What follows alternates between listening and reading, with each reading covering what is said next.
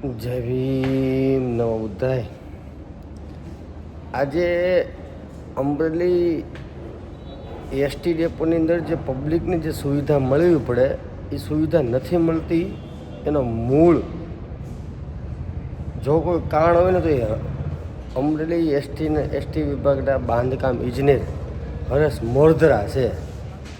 એટલે આપણે આ નીલા ટર્મિનલ પ્રાઇવેટ લિમિટેડ કંપનીને કાંઈ કહેવાની જરૂર નથી. જે કાંઈ આદેશો આપવા, જે કાંઈ એને કામગીરી કરાવવી અને જે કાંઈ લોકોને જે સુવિધા મળવી પડે એ નથી મળતી, એનો હુકમ આ હરેશ મોરધરાએ કરવો પડે. પણ આ હરેશ મોરધરાના કાંઈક ખીચા ગરમ થઈ ગયા હોય એવું આપને લાગે છે.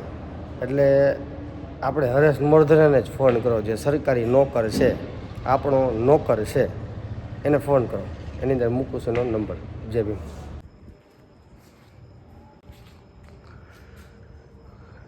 આ એસટીનો અમરેલી એસટી ડેપો જે નવો બન્યો, આની પહેલાં પણ આપણે આ લોકોની પોલું ખોલી દઈને આ લોકોની દાદાગીરી સમાજની વચ્ચે લાવ્યા હતા.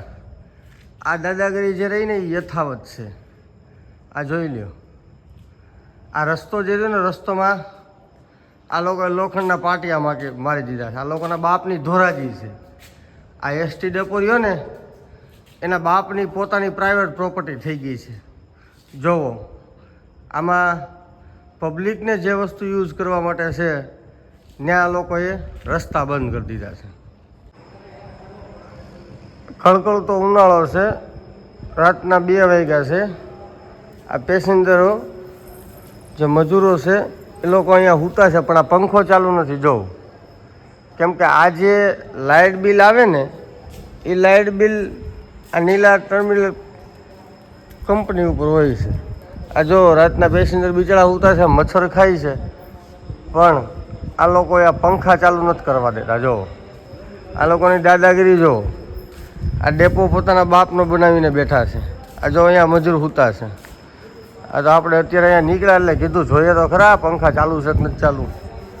જો આ પંખો હવાનો ફરે છે, પણ આ લોકો નહીં ફેરવે. બરાબર, પબ્લિકને હેરાન કરવા, પબ્લિકની પથારી ફેરવી, પબ્લિકના ટેક્સના પૈસા ચોરી કરવા,